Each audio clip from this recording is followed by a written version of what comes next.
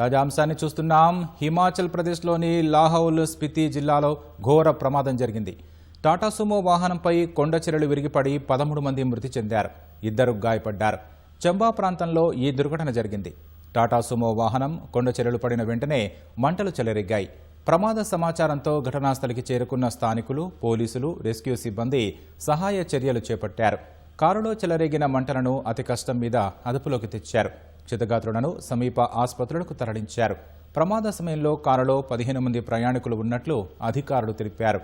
ప్రాణాలు కోల్పోయిన వారంతా పోంగి లోయ వాసులేనని వెల్లడించారు.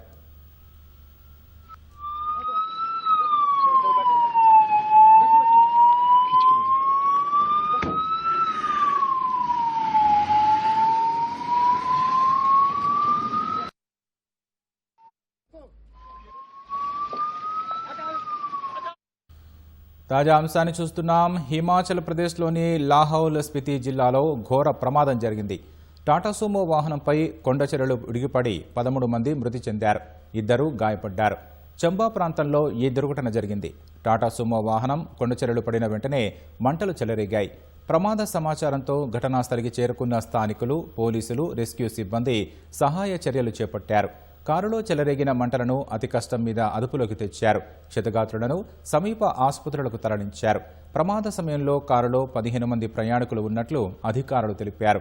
ప్రాణాలు కోల్పోయిన వారంతా పాంగి లోయ వాసులేనని వెల్లడించారు.